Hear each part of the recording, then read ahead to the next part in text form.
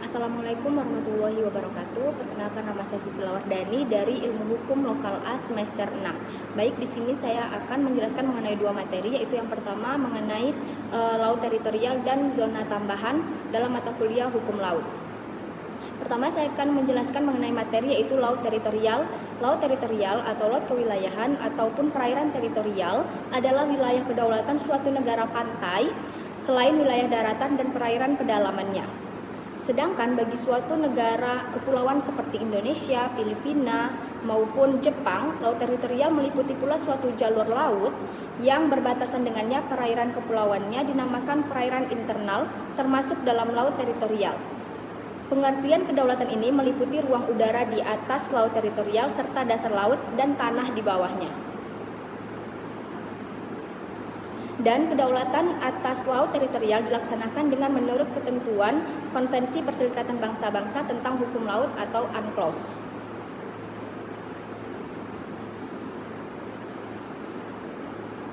Laut teritorial secara umum adalah wilayah laut yang terletak di sekitar garis pantai suatu negara dan di bawah kedaulatan wilayah nasional negara pemiliknya. Dalam UNCLOS 1982, pada pasal 3 ayat 1 dijelaskan bahwa setiap negara berhak menetapkan lebar laut teritorialnya hingga suatu batas yang tidak melebihi dari 12 mil laut, diukur dari garis pangkal yang ditentukan sesuai dengan konvensi tersebut atau konvensi UNCLOS. Nah, mengenai pengukuran laut teritorial tersebut ada dikenal 3 garis pangkal. Yang pertama yaitu garis pangkal normal, garis pangkal lurus, dan yang ketiga adalah garis pangkal kepulauan. Garis pangkal normal yaitu penarikan garis mengikuti garis daratannya dengan daratan yang lurus. Yang kedua yaitu garis pangkal lurus, penarikan garis yang ditujukan kepada wilayah yang memiliki banyak daratan dengan lekukan atau cekungan. Yang ketiga yaitu garis pangkal kepulauan atau penarikan garis yang ditujukan kepada wilayah dengan negara kepulauan seperti Indonesia dan Jepang ataupun Filipina tadi. Kemudian ada yang namanya hak lintas damai. Hak lintas damai adalah hak semua negara untuk melintasi atau melayarkan kapalnya di perairan teritorial suatu negara, tetapi tetap sesuai dengan peraturan hukum laut internasional dan peraturan perundang-undangan negara yang bersangkutan, yang dimana dijelaskan dalam UNCLOS 1982, tepatnya pada pasal 18 ayat 1 dan ayat 2, yang A, melintasi laut tanpa memasuki perairan pedalaman atau singgah di tempat berlabuh di tengah laut atau road state atau fasilitas pelabuhan di luar perairan pedalaman. Yang B, berlabuh ke atau dari perairan pedalaman atau singgah di tempat berlabuh di tengah laut atau road state atau fasilitas pelabuhan tersebut.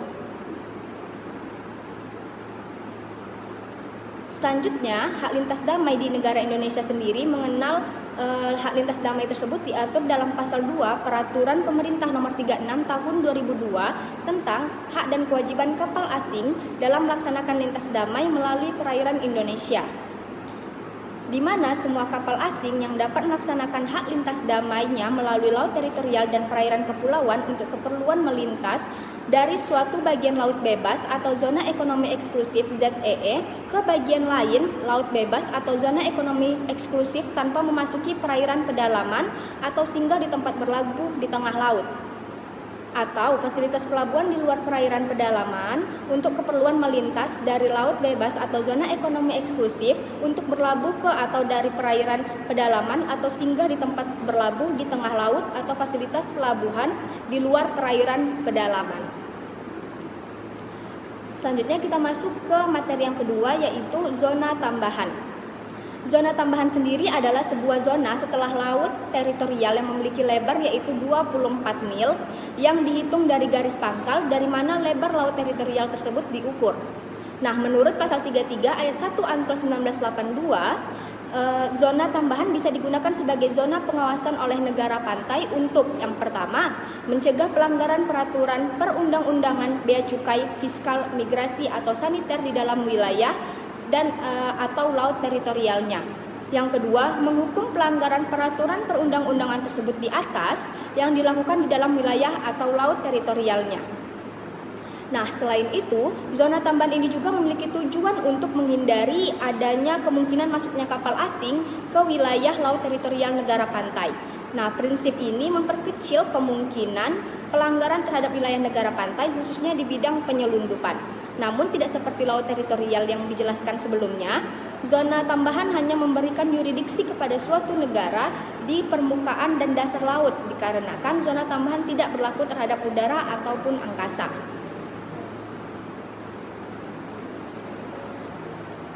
Pengaturan zona tambahan di Undang-Undang Republik Indonesia Nomor 43 Tahun 2008 tentang wilayah negara, yaitu salah satu pasalnya pasal 1 ayat 7 yang berbunyi zona tambahan Indonesia adalah zona yang lebarnya tidak melebihi dari 24 mil laut yang diukur dari garis pangkal dari mana lebar laut teritorial tersebut diukur. Nah, selain itu ada juga di pasal 10 ayat 1. Pasal ini menjelaskan tentang pemerintah memiliki hak untuk melaksanakan pengawasan di zona tambahan yang diperlukan untuk mencegah pelanggaran dan menghukum pelanggar peraturan perundang-undangan di bidang bea cukai, fiskal, migrasi, atau saniter di dalam wilayah negara atau laut teritorial. Nah, baik, itu tadi 2 materi yang saya dapat sampaikan mengenai laut teritorial dan zona tambahan. Lebih dan kurang saya mohon maaf. Wabillahi taufiq wal hidayah. Wassalamualaikum warahmatullahi wabarakatuh.